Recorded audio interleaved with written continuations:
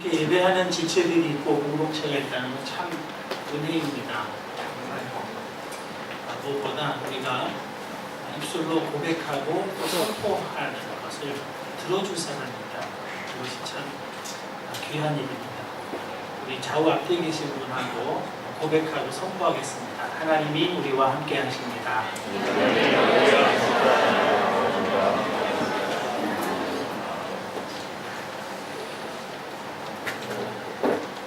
지난 주일에 저는 참된 가치는 내면에서 솟아나는 샘물이라고 했고, 또 인생의 참된 만족을 가져다 주는 것은 참된 가치에 있다는 것을 함께 여러분과 나누었습니다.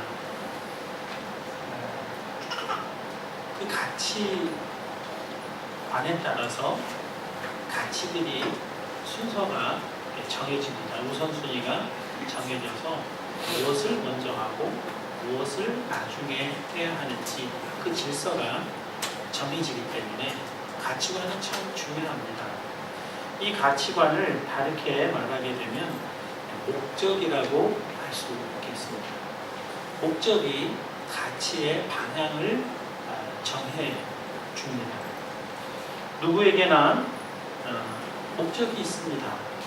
자기도 알지 못하는 사이에 어떤 목적을 가지게 되는 경우도 있고, 자기가 분명히 의식하고 있는 목적을 가지고 있기도 합니다. 진짜 내가 가지고 있는 목적과 다른 사람들이 보기에 좋아 보이는 목적 사이에는 차이가 있습니다.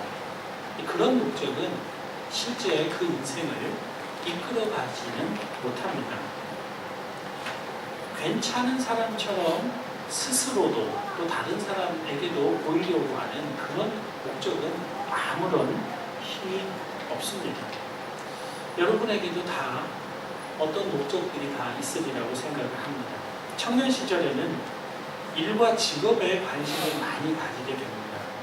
어떤 일을 하면서 사는 게, 또 어떤 일을 하면 행복할지 그런 데에 대해서 관심을 많이 가집니다. 답을 그렇게 해주죠. 잘하는 일, 또는 그거보다 더 나은 건 내가 좋아하는 일. 그 일을 평생 할 수 있다면 그것보다 더 좋은 행복은 없다고 그렇게 많이들 말합니다.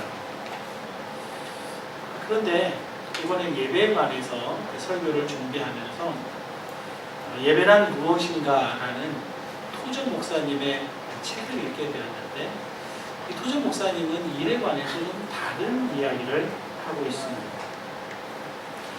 일이란 무엇인가에 대해서 바른 이해를 갖는 것이 중요하다는 거죠. 이 일에 관해서 몇 가지 소제목으로 정리를 하고 있는데, 첫 번째 소제목이 말과 소처럼 일하기 위해 지음받았는가, 이게 소제목이었습니다. 자극적인 소제목이긴 합니다. 그러면서 이렇게 설명을 합니다. 일이란 옮기는 작업, 즉 다시 배치하는 작업이다. 일은 그런 것이다. 다시 정리하는 것이 일이라는 말이다. 일에 대해서 이렇게 정의하고 있습니다. 페인트 칠을 한다면 통에 있는 페인트를 벽에다가 옮기는 것이 일이라는 겁니다. 바른 것을 옮기는 것으로 표현하고 있습니다. 농사하는 농부가 농사 일을 하는 것도 창고에 있는 씨앗을 옮겨다가 밭에다가 배치하는 겁니다. 그리고 비료 푸대에 있는 비료를 꺼내서 그것을 밭에다가 재정리를 하는 거죠. 그리고 자라난 곡식은 거두어서 창고로 옮겨서 배치하는 것, 이것이 일이라는 겁니다. 이런 관점에서 요리는 냉장고에 있는 재료를 꺼내서 프라이팬에다가 옮기는 거고, 그리고 다시 그 프라이팬에서 옮겨서 식탁에다가 놓거나 남편 손에 이렇게 쥐어주는 것, 이것이 요리이고 또 가사 노동이다, 그렇게 설명을 하고 있습니다.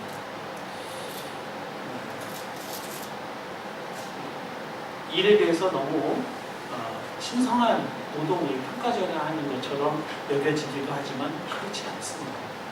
일의 목적이 무엇인가가 그 일을 신성하게 하고 또 더럽게도 하는 것이죠. 어떤 분들은 보다 이상적인 목적을 생각하기도 합니다. 청년 시절에 그렇게 열심히 일에 대해서 관심을 가져봤지만 그 일을 해서 돈을 버는 것, 그리고 돈을 벌어서 자녀를 양육하고 가정을 꾸려봤지만 이게 허무하다는 것을 깨달은 중년 시절에 오면은 인생의 목적에 대해서 고민을 하게 됩니다. 그러면서 보다 고상한 목적을 생각을 하는데요. 인격의 완성. 그것을 인생의 목적이라고 그렇게 생각을 합니다. 내가 얼마나 품격 있는 한 사람으로 완성되는가. 여기에 인생의 목적이 있다고 굉장히 고상한 의미를 두기도 합니다. 그래서 두뇌를 개발하고 지식을 많이 쌓으려고 하고 자아 성취하려고 이렇게 방향을 잡기도 합니다. 그런데 그렇게 완성되고 성취된 인생도 세월을 이기지 못하고 죽음 앞에서는 그 모든 것이 아무것도 아니라는 것을 알게 됩니다. 너무 극단적이라고 생각되십니까? 그렇지 않습니다. 우리는 마치 영원히 살 것처럼 지금 생각하고 있지만 죽음은 우리 각각 모든 인생이 한복판에 있습니다. 죽음은 완성된 그 인격을 한 줌 흙으로 만들어 버립니다. 그래서 또 어떤 분은 쾌락을 즐기는 것이 인생의 목적이다. 그렇게 말하기도 합니다. 행복을 추구하지 않은 겁니다. 그리스 철학자 에피쿠로스가 대표적인 쾌락주의자인데요. 저급한 쾌락을 의미하는 게 아닙니다. 아주 고상하고 고급한 그런 쾌락을 말합니다. 우정이라든지 문학, 시, 음악, 미술 이런 것들을 즐기는 것, 그 고상한 것을 즐기기 위해서 인간이 태어났다. 이렇게 에피쿠로스는 말합니다. 그런데 그 에피쿠로스보다 약 600년 앞선 이스라엘의 지혜자가 철학자가 이렇게 말합니다. 전도자가 이르되 헛되고 헛되며 헛되고 헛되니 모든 것이 헛되도다. 해 아래에서 수고하는 모든 수고가 사람에게 무엇이 유익한가. 전도서 1장 2절과 3절 말씀입니다. 지식을 쌓고 인격을 도야하고 자아 성취를 해도 바람을 잡는 것과 같다고 그렇게 말씀하고 있는 구절도 읽을 수 있습니다. 2장 1절은 쾌락에 대해서도 이렇게 말씀해 줍니다. 나는 내 마음에 이르기를 자 내가 시험 삼아 너를 즐겁게 하리니 너는 낙을 누리라 하였으나 보라 이것도 헛되도다. 전도자는 그냥 머릿속으로 상상하는 철학자가 아니었습니다. 그는 생활 철학자였습니다. 그가 모든 것을 다 경험해 봤습니다. 다 경험한 다음에 내린 결론이 그 모든 것이 헛되다는 겁니다. 여러분 전도서를 한번 꼭 읽어보십시오. 특별히 인생의 목적에 대해서 고민하는 분들은 전도서를 꼭 읽어보셔야 합니다. 세상 사람들은 다 그런 것이 인생의 목적인 줄 알아요. 일하는 것, 성공하는 것, 인격을 도야해서 인품이 완성되는 것, 쾌락을 즐길 수 있는 삶, 그것이 인생의 목적인 줄로 알고 온 세상이 다 그렇게 말합니다. 그러나 성경은 그렇게 말하지 않습니다. 성경은 인생의 목적이 다른 곳에 있다고 말씀합니다. 전도서 5장 7절 하반절 말씀입니다. 오직 너는 하나님을 경외하라. 그것이 인생의 목적이라는 겁니다. 이 일도 저 일도 다 해보고 엄청난 지식과 지혜도 소유해보고 온갖 행복한 상황과 여건 속에 다 누려봤던 그 전도자가 내린 결론은 여호와를 경외하라. 이것이 인생의 목적이라는 겁니다. 소요리 문답 제1조가 그것을 그렇게 분명하게 이야기하죠. 인생의 목적이 무엇이냐? 하나님을 영원롭게 하고 그분을 영원토록 즐거워하는 것이니라 이렇게 말씀합니다. 하나님을 기쁘시게 하는 것, 그것이 뭐죠? 하나님을 기쁘시게 하는 것은 다른 데 있는 게 아닙니다. 하나님을 기뻐하는 것입니다. 하나님을 기쁘시게 해드린 여러 가지 일들, 지식들, 사업들이 있는 게 아닙니다. 하나님을 기뻐하면 그것이 하나님께는 말로 다 할 수 없는 기쁨이 되는 겁니다. 하나님을 아버지로 믿고 그분과 교제하고 그분과 만나고 사귀고 친밀하게 지내는 그것이 하나님께는 기쁨이에요. 예배죠. 그래서 하나님이 찾으시는 겁니다. 본문 23절 말씀이죠. 아버지께 참되게 예배하는 자들은 영과 진리로 예배할 때가 오라니 곧 이때라. 아버지께서는 자기에게 이렇게 예배하는 자들을 찾으시는 거예요. 하나님을 기뻐할 줄 아는 사람들, 하나님을 찬송할 줄 아는 사람들, 하나님 만나기를 갈망하는 그 사람들을 지금도 찾고 계시다고 말씀하고 있는 거예요. 여러분, 예배가 인생의 목적입니다. 예배하기 위해 일도 하고, 예배하기 위해 지식도 쌓고, 예배하기 위해 시도, 음악도, 미술도 다 쓰이는 것입니다. 예배가 목적이면 그 예배를 위해 한 주간의 삶이 다 질서가 잡히게 되는 겁니다. 목적인 예배에 가치 있는 것들을 우선순위로 세워서 살아가게 됩니다. 한 방향인 예배로 삶의 순서들이 정해지는 겁니다. 아침에 눈을 뜨면서 하나님을 예배하고 밤에 자면서 다시 하나님을 찬송하고 하나님을 예배하는 것. 그것이 그리스도인들의 삶의 목적이라는 거예요. 지금 리우 올림픽이 한참 진행되고 있죠. 206개국에서 10,000명이 넘는 선수들이 리우데자네이루에 모여서 그동안에 4년 동안 열심히 땀과 눈물을 흘리면서 노력해왔던 결과들을 결혼을 그런 작은 금메달이 중요한 게 아니다. 참가하는 데 의미가 있다. 이렇게 말은 하지만 결국 금메달 따는 게 목적이잖아. 또 금메달 따는 우리 한국 선수들의 모습을 보면 같이 눈물 나고 같이 감동을 하는 그런 것 아니겠습니까? 그 감동의 순간을 맞이하기 위해서 선수가 흘리는 땀과 눈물은 얼마나 많은 것이었을까요? 그 집중, 얼마나 대단한 집중이었겠습니까? 왜 코치가 있겠어요? 물론 기술을 가르쳐 주는 것도 필요하지만 집중하게 하기 위해서 코치가 항상 옆에 있는 것 아니겠습니까? 박태환 선수가 참 안타깝게 예선도 통과하지 못하는 그런 결과를 얻게 됐습니다. 탈락을 했습니다. 그 이유가 집중할 수가 없었다는 거예요. 여러 가지 복잡한 그런 상황 때문에 집중을 못했다는 겁니다. 반면에 미국의 펠프스라고 하는 수영 선수는 올림픽 3회 연속 금메달을 획득하는 그런 영광을 누립니다. 강철 체력이라고 그렇게 이야기를 합니다. 식사하는 식사량이 엄청나다고 합니다. 아침에 먹는 식사량이 이렇답니다. 달걀 3개가 들어간 치즈 샌드위치와 샐러드, 토마토, 튀긴 양파, 커피 2잔, 달걀 5개가 들어간 오믈렛, 죽 1공기, 프렌치 토스트 3개, 초코 쿠키 3개. 이 많은 걸 다 아침에 다 먹는다는 거예요. 점심 식사는 파스타 450g, 큰 덩어리 햄 2개, 마요네즈를 듬뿍 넣은 치즈 샌드위치, 영양 보조 드링크. 저녁에는 파스타 450g, 피자 한쪽, 영양 드링크. 총 1일 섭취량이 12,000칼로리라고.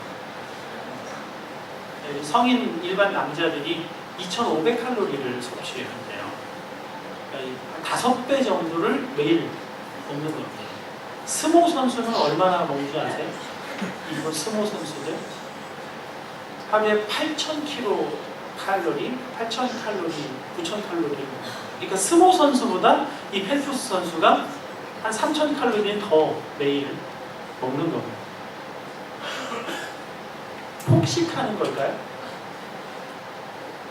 달걀 3개, 토스트 3개, 초코 쿠키 3개, 파스타 450g. 개수를 정하고 g을 달아서 먹습니다. 그냥 막 먹는 게 아니에요. 여러분 눈치채신 분도 계시겠지만 아침에는 엄청나게 먹잖아요. 우리 저기 성악 전공하신 분들이 아침, 점심 굶고 저녁 먹을 때처럼 그럼 엄청나게 먹어요. 근데 반면에 저녁 식사는요, 못다하는 가난한 유학생이 먹는 것처럼 그 정도 달라요. 아침 먹는 양과 저녁 먹는 양이 다릅니다. 펠프스가 그렇게 말합니다. 이렇게 먹는 건 억지로 먹는다는 거. 그게 먹고 싶어서 먹는 게 아니래요. 왜요? 엄청난 운동량을 소화하기 위해서는 이렇게 안 먹으면 감당이 안 되니까 억지로라도 그렇게 먹는다는 거예요. 몸도 마음도 온통 이 훈련에 집중되어 있는 거예요. 너무나 당연하죠. 왜요? 올림픽 나가야 되니까. 올림픽 금메달을 향해 가는 선수라면 모든 것을 이 목표에 맞추어서 살아간다는 건 당연한 것 아니겠습니까? 그것이 그에게 얼마나 진정한 목표인가, 그리고 얼마나 그 목표에 집중하고 있는가, 그건 문제지만 그것만 분명하다면 이렇게 몸과 마음을 집중하는 건 너무나 당연하죠. 사도 바울이 그리스도인의 삶을 운동 경기로 비유를 한 적이 있습니다. 고린도전서 9장 24절에서 27절에 이렇게 기록되어 있습니다. 운동장에서 다름질하는 자들이 다 달릴지라도 오직 상을 받는 사람은 한 사람인 줄을 너희가 알지 못하느냐. 너희도 상을 받도록 이와 같이 다름질하라. 이기기를 다투는 자마다 모든 일에 절제하나니 그들은 썩을 승리자의 관을 얻고자 하되 우리는 썩지 아니할 것을 얻고자 하노라. 그러므로 나는 다름질하기를 향방 없는 것 같이 아니하고 싸우기를 허공을 치는 것 같이 아니하며 내가 내 몸을 쳐 복종하게 함은 내가 남에게 전파한 후에 자신이 도리어 버림을 당할까 두려워함이로다. 여러분, 이 말씀의 핵심은 승리자는 하나밖에 없다, 그 얘기가 아닙니다. 우리 모두가 교회 생활하고 신앙 생활하지만 천국 가는 사람은 하나밖에 없다, 이건 말이 안 되죠. 그 얘기를 하고 있는 게 아닙니다. 이 말씀의 핵심은 그 상을 받기 위해 운동 경기에 참여하는 선수들은 절제한다는 겁니다. 이기기를 다투는 자마다 모든 일에 절제하나니 내가 내 몸을 쳐서 복종하게 함은, 이게 이 말씀, 사도 바울이 정말 하고자 하는 말씀의 핵심인 겁니다. 사도 바울은 아테네 그 월계관, 그건 썩어질 승리의 관이라고 그렇게 말했습니다. 올림픽에 빗대어서 인생의 올림픽을 이야기하고 있는 겁니다. 올림픽 금메달 지금도 우리가 보면 정말 감동적이죠. 정말 그 목 짜릿합니다. 같이 눈물도 납니다. 그러나 며칠 지나면 다 잊혀집니다. 그 위대한 기록도요, 얼마 안 지나서 다 깨집니다. 바울은 썩지 아니할 것을 얻고자 하여 달려간다고 그렇게 말하고 있습니다. 이것은 구원을 받기 위해 경주해라, 노력해라, 그 얘기가 아닙니다. 무엇을 진정 목적으로 삼으면 그 목적에 맞게 절제하고 그것을 향해서 나아가게 된다는 것을 말하는 겁니다. 온 몸과 마음이 그 목적에 집중된다는 겁니다. 그 목적이 정말 내 목적이 된다면 그 목적이 나를 절제하게도 하고 내 육체의 욕망도 꺾고 처복종시키는 일까지 한다는 겁니다. 저에겐 금식이 참 어려워요. 어떤 분들은 제가 이제 가진 게 많아서 하기가 쉽지 않냐 이렇게 생각하는 분도 계시는 것 같아요. 근데 여러분, 가진 게 많은 사람은요, 유지가 안 되면 더 힘들어요. 습관 때문에 힘들고, 특히 저는 식탐이 많은 사람이어서 안 먹는 건 정말 힘든 일이고, 제 인생의 목적은 먹는 거 아닐까, 뭐 이런 자책이 들기도 하고, 또 같이 사는 분들이 저에게도 그걸 깨닫게 해주기도 하고 그러는데, 그러나 제가 만약 금식을 하게 된다면 그건 정말 진정성 있는 결단입니다. 육체의 본성을 굴복시키면서까지 싸운다는 것은 어려운 일입니다. 그런데 그렇게 싸우게 된다면 그건 진짜 그게 목적이 됐다는 거죠. 예배가 목적이다.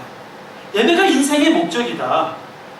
그냥 교인들이 다 그렇게 말을 하니까, 교회에 왔으니까, 목사가 하는 말이니까 하는 말이 아니라 그게 진짜 인생의 목적이 된다면 한 주간의 삶이 그 목적을 향해서 정해진다는 겁니다.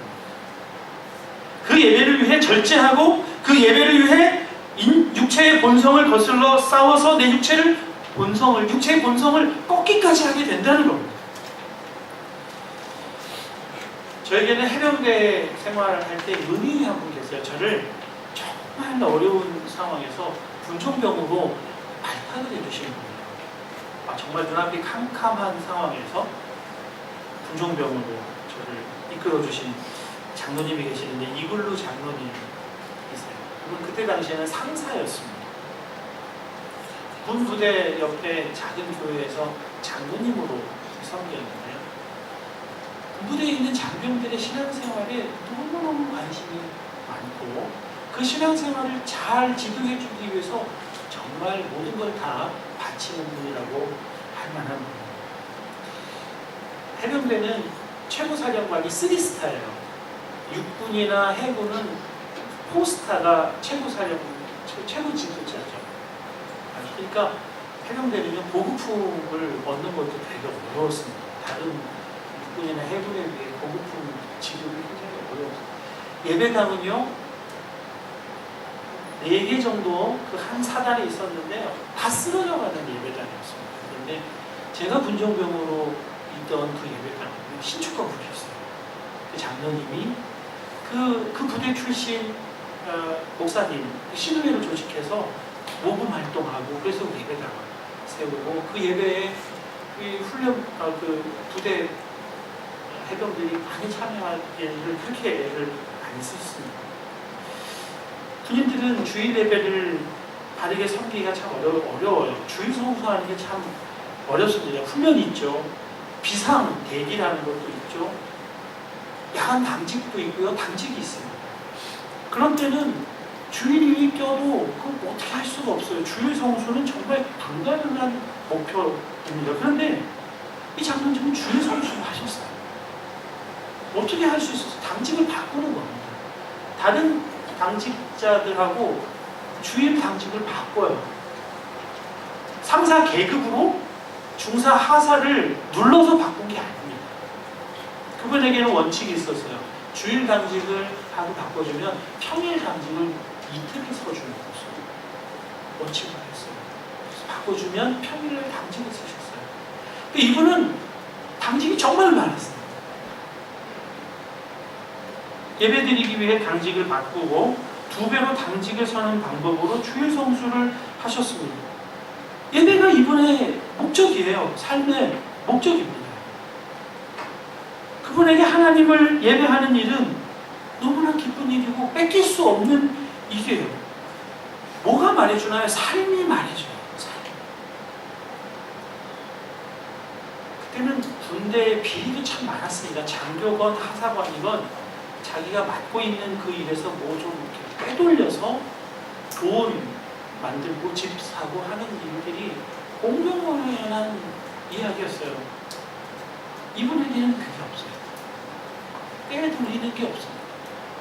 술도 안 하고 담배도 안 하세요. 그럼 해병대에서 술 안 하고 담배 안 하고 산다는 거예요. 그냥 왕따 되기로 결정하고 왜요? 당직을 바꾸기 위해서 그렇게 하는 거예요. 그렇게 살면서 무슨 예배를 드리러 당직을 바꿔달라고 하느냐? 그럴 수는 없잖아요. 예배가 인생의 목적이 되고 자기 삶의 목적이 되니까 군대 생활이 달라지는 거예요.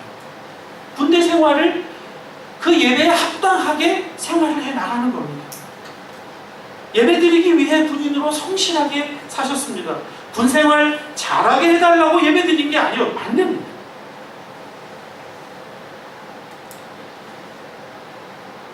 예배가 정말 인생의 목적이면 모든 것이 다 달라지고 바뀌어집니다.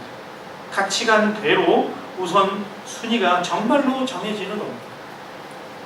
그러므로 형제들아, 내가 하나님의 모든 자비하심으로 너희를 권하노니 너희 몸을 하나님이 기뻐하시는 거룩한 산 제물로 드리라. 이는 너희가 드릴 영적 예배니라. 몸을 산 제물로 드리라는 겁니다. 삶을 예배에 바치라. 그 말씀을 하는 거죠. 예배가 삶의 목적이어야 한다고 말씀하고 있습니다. 그러면 이 세대를 본받지 말고 오직 마음을 새롭게 함으로 변화를 받아 하나님의 선하시고 기뻐하시고 온전한 뜻이 무엇인지 분별하도록 하나가 가능해지는 거죠. 예배가 인생의 목적으로 정말 결론이 난 사람은 이 세상에 속한 사람처럼 그냥 세상 사람처럼 사는 게 아니라 영원하신 하나님의 뜻과 계획과 선하신 목적을 분별하면서 그것에 합당하게 매일매일을 예배자의 삶으로 살게 된다는 것을 말씀하고 있는 겁니다. 하나님의 임재연습이라는 책으로 유명한 로렌스 수사라는 분이 계시죠. 그분은 평생 주방에서 일을 하는 사람이었습니다. 요즘은 주방에서 일을 해도 셰프라고 굉장히 존경도 받고 하죠. 근데 이때는 주방에서 일하는 건 가장 천한 일이었습니다. 처음에 주방 일이 맡겨지니까 하나님이 나를 훈련시키기 위해서 이 주방으로 보내셨구나, 그렇게 생각을 했어요. 이 고행을 통해서 내가 보다 하나님에게 합당한 그런 자로 성장해 나가야 되겠다, 그렇게 생각을 했다는 겁니다. 그런데 사람들에게 전혀 환영받지 못하는 가장 힘들고 비천한 그 일이 완전히 다른 차원의 일로 바뀌어지는 것을 경험해 가기 시작을 합니다. 모든 일을 하나님을 사랑하기 위해서 하게 됩니다. 하나님을 사랑하기 위해서 땅에 있는 지푸라기라도 하나 짚는 일을 하겠다. 그 일에 즐거움이 있어요. 일 자체가 즐거움을 주는 게 아니라 일을 왜 하는가, 어떤 목적을 위해서 이 일을 하는가가 그 일을 다 달라지게 만드는 것을 경험하는 겁니다. 하나님과 친밀한 교제가 인생의 목적이 되니까 어떤 일을 해도 즐거움으로 기쁨으로 하게 된다는 거예요. 하나님이 일하시는 것을 보면서 살아요. 그분이 이제 인생의 마지막 때에 거의 돌아가시기 얼마 전에는 침대에 누워서 아무것도 하실 수가 없었다고 합니다. 그냥 침대에 누워서 눈만 깜빡깜빡하고 있더라고요. 그런데 다른 수도사들이 그 로렌스 형제를 만나면 놀라운 감격을 누리는 겁니다. 놀라운 감동을 누려요. 아무것도 못하고 그냥 눈만 깜빡깜빡하고 있는데 모든 일을 하고 있는 것처럼 보여요. 왜요? 모든 일을 하시는 하나님을 계속 바라보니까 하나님이 하시는 그 일이 이 사람의 일이 돼요. 그래서 그와 함께하는 사람들이 큰 감동과 기쁨을 누리고 회복을 누리고 그 자리에서 나오게 되었다는 거예요. 사마리아 여인은 예배가 인생의 목적이라는 것을 몰랐어요. 예배 드려야 된다는 건 알았어요. 그러나 장소를 중요하게 생각했습니다. 예배하는 대상, 하나님과의 만남에는 관심이 없었어요. 왜요? 눈이 열리지 않았습니다. 하나님을 만날 줄을 모르니까. 그냥 그 장소에 가서 예배드리는 시간에 앉아있으면 그게 하나님을 만나는 건 줄로 그렇게 알았어요. 그곳에 임하시는 하나님에 대해서는 아무런 관심이 없어요. 그 장소가 어디냐에만 관심을 가져요. 예배가 인생의 목적이면, 예배 받으실 하나님과의 만남이 목적이면 어디서 예배하는가 그것은 중요하지 않습니다. 예배 분위기가 어떻고, 설교가 어떻고, 찬양대의 찬양이 어떻고, 마이크 소리가 어떻고, 그게 문제가 아니에요.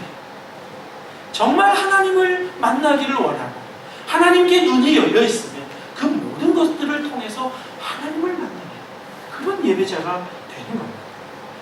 여기에 서 있는 저와 여러분 사이에 만남이 이루어지는 것이 아닙니다. 여러분과 제가 모두 하나님을 향해 있는, 하나님을 예배하는 모두가 무대 위에 서 있는 사람들입니다. 예배가 목적이어서 한 주간의 삶이 예배를 향하고 있다면 어떻게 예배 시간이 늦을 수 있습니까? 구본찬 선수 양궁 개인전 금메달을 너무나 감격적으로 보셨죠? 그 선수가 결승전에 늦게 온다면 그 결승전이 이루어질 수 있겠습니까? 양궁 결승전에 나가야 할 선수가 개인 사정 때문에 늦겠습니다. 이게 핑계가 됩니까? 그건 말이 안 되죠. 하나님을 예배하는 것을 인생의 목적으로 삼는 사람이 예배하는 자리에 늦게 온다면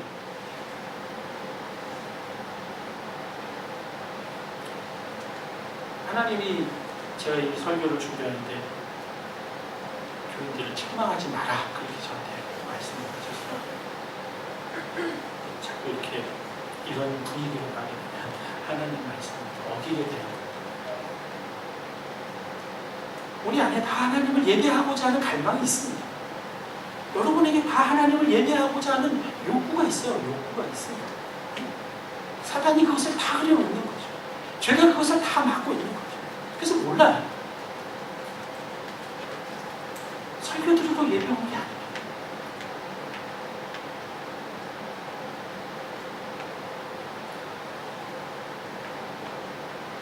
연극 무대에 서야 할 배우가 연극이 시작됐는데 늦게 온다면 그 연극이 되겠습니까?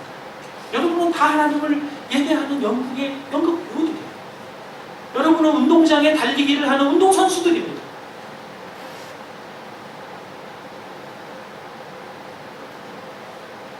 예배자의 행위는 있고 예배자의 마음이 실종된 예배는 구약 시대에 너무나 많았습니다. 하나님은 너희가 드리는 황소, 염소, 그 기름들 천만만의 그런 강수와 같은 그 기름들 이제는 싫다고 얘기하셨어요. 이제는 지겹다고 말씀하셨어요. 성전 뜰만 밟고 가면 안 된다고 말씀하셨어요. 예배가 인생의 목적이 아닌 예배는 하나님이 받으실 수가 없습니다.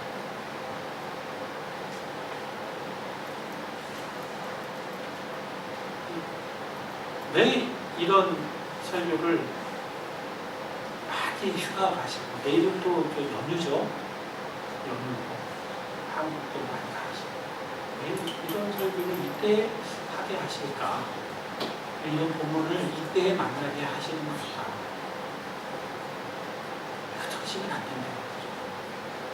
여름이 우리를 흐트러놓는 거예요. 흐트러지면 안 된다는 거죠.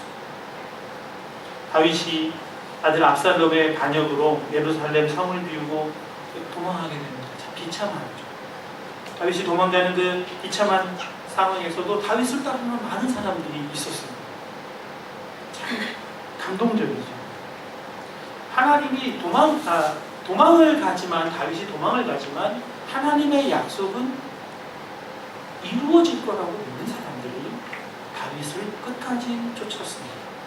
상황은 분위기는 압살롬의 세상이에요. 압살롬이 이제는 왕이 된 것 같아요. 온 백성이 다 압살롬을 쫓아가는 것 같은 그런 때에도 하나님의 약속을 붙드는 사람들, 하나님의 약속을 신실하게 믿는 사람들은 여전히 다윗을 쫓아갑니다. 죽을지도 몰라요. 그런데 쫓아갑니다. 그럴 때 사독과 아비아달이라고 하는 제사장이 하나님의 배를 메고 다윗을 따라옵니다. 여러분, 하나님의 배가 뭐죠? 언약궤, 율법궤라고도 표현하는 하나님의 궤. 십계명이 담겨있는 나무 상자입니다. 하나님의 약속이 담겨있는 나무 상자입니다. 그 언약궤가 누구에게 있는가가 굉장히 중요해 보여요. 백성들이 하나님의 약속이 담겨져 있는 이 언약궤가 다윗에게 있대. 그러면 아직도 하나님이 다윗과 함께 하나봐, 이렇게 생각할 수 있잖아요. 언약궤까지 압살롬에게 다 빼앗기지 않았고, 그래도 언약궤는 다윗 곁에 있으니까 백성들이 다윗을 여전히 왕으로 생각하게 할 그런 가능성이 있습니다. 그래서 이 사독과 아비아달이 언약궤를 가지고 다윗에게로 왔습니다. 다윗도 그 언약궤에 대해서는 정말 기쁨을 표현한 적이 있잖아요. 언약궤가 예루살렘 성을 올 때 기뻐 춤을 추는 그런 언약궤입니다. 그런데 그 언약궤를 가지고 온 사독과 아비아달에게 다윗이 이렇게 말합니다. 사무엘하 15장 25절입니다. 왕이 사독에게 이르되 보라, 하나님의 궤를 성읍으로 도로 메어가라. 만일 내가 여호와 앞에서 은혜를 입으면 도로 나를 인도하사 내게 그 궤와 그 계신대를 보이시리라. 굉장히 중요한 믿음입니다. 하나님의 궤가 나를 따라 움직이면 안 된다는 거예요. 내가 하나님의 궤를 따라 움직여야 할 사람이라고 말하고 있는 겁니다. 내가 기준이 되어서는 안 되고 하나님의 궤가 기준되어야 한다는 겁니다. 하나님이 임재하시는 예루살렘 성전이 기준이 되어야 한다는 거예요. 나 때문에 하나님이 이리저리 따라다니시는 분으로 만들어서는 안 된다는 겁니다. 하나님은 예루살렘 성에 계시고 내가 하나님께 은혜를 입으면 다시 돌아가야 옳다는 겁니다. 내 기분, 내 감정, 내 지식, 이것이 기준이 아니라 하나님이 기준이어야 한다고 다윗은 말하고 있습니다. 하나님을 예배하는 것이 기준이어야 한다고 말씀하고 있는 겁니다. 예배가 결론이면 예배가 기준입니다. 내 기분이나 내 상황이나 내 형편이 기준이 되어서는 안 됩니다. 어떻게 예배가 나의 상황과 형편에 따라 움직입니다. 그런 믿음 생활은 그냥 내 마음대로 하는 거예요. 기준을 잃어버리는 겁니다. 한 주간의 삶은 주일 예배가 기준이어야 합니다. 주일 예배 잘 드리기 위해서 한 주간의 삶을 조정해 가는 겁니다. 주일 예배 잘 드리고 다음 주일 예배를 드리기 위해 또 한 주간의 삶을 예배하는 삶으로 살아가는 시작하는 시점이 주일 예배인 겁니다. 주일 예배 잘 드리기 위해 한 주간의 일도 약속도 건강도 다 거기에 맞추어 조정되어야 하는 것은 뭐냐? 그럴 때 기준이죠.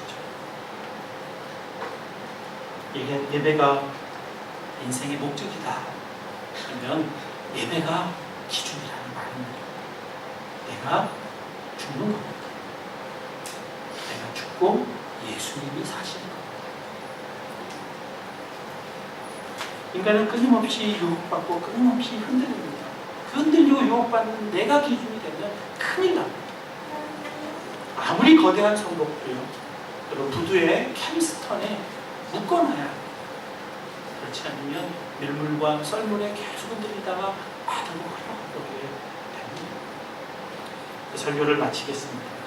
여러분의 삶의 목적은 정말 무엇입니까? 정직하게 여러분 마음으로 대답해 보시기 바랍니다. 아직도 하나님을 기쁘시게 하고 하나님을 기뻐하는 예배가 내 인생의 목적이 아니라고 정직하게 생각되시는 분들은 예배의 목적을 바르게 세워달라고 간구하셔야 합니다. 영과 진리로 예배하라. 예배를 정말 내 인생의 목적으로 삼아 살아가라 하는 말씀입니다. 하나님은 지금도 그렇게 예배하는 자들을 찾으십니다. 한 주간의 삶이 예배로 인해 조정되는 예배자, 일도 가정도 건강도 예배에 맞추어지기를 바라고 기도하는 예배자, 하나님은 지금도 찾으십니다. 그런 예배자의 삶에 영과 진리로 예배하는 자들의 삶에 영원히 목마르지 않는 생수가 나오게 됩니다.